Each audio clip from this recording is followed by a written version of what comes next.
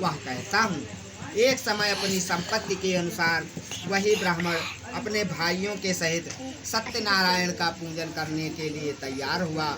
इतने में एक लकड़ी बेचने वाला वहां आ पहुंचा। उसने लकड़ी का गट्ठर बाहर रखकर घर के भीतर प्रवेश किया। लकड़हारा भूख प्यास से बहुत पीड़ित था। उसने घर के भीतर देखा कि वही भिखारी ब्राह्मण जो एक दिन भिक्षा मांगते फिरते थे, आज इतने बड़े भवन के स्वामी हो गए हैं और भीड़ भाड़ के साथ भगवान सत्यनारायण की पूजा कर रहे हैं। क्योंकि सत्य है कि चींटी के पाय में बांधी गयन दही, और चाहे समुद्र के पार लगावही, और चाहे तो रंग को राव करे, और राव को द्वार ही द्वार फिरावे। इस प्रकार ब्राह्मण को संपन्न देखकर वह लकड़हारा आश्चर्य में पड़ गया। कुछ देर के बाद उसने हाथ जोड़कर ब्राह्मण से पूछा कि आप किसका पूजन कर रहे हैं? इस पूजन का क्या फल है? कृपा कर विस्तार पूर्वक कहिए। ब्राह्मण ने लकड़हारे से कहा कि यह सत्यनारायण का व्रत तथा पूजन कर रहा हूँ। ये प्रभु इस प्रकार दीन दयाल हैं कि वांछित फल प्रदान करते हैं। यह जो तुम मेरा धन धान्य देख रहे हो, यह सत्यनारायण की ही कृपा का प्रसाद है कि संसर्गजा दोषा गुणा भवंती, संसर्ग से ही दोष व गुण उत्पन्न होते हैं।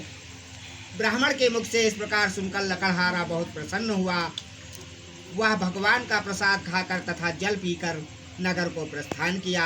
लकड़हारा ने मार्ग में अपने मन में चिंतन कर यह संकल्प किया कि आज के दिन जो कुछ भी लकड़ी बेचने पर मिलेगा, मैं उसी से सत्यनारायण का पूजन करूंगा।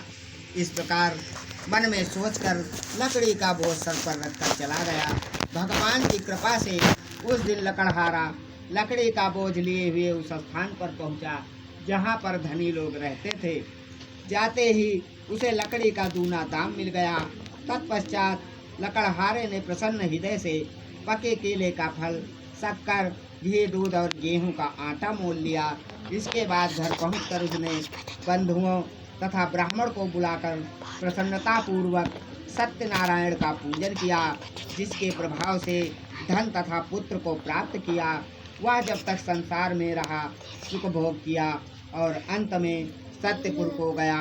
इत श्री स्कंद पुराणे रेवाखंडे श्री सत्यनारायण व्रत कथायाम द्वितीय अध्याय समाप्त हुआ।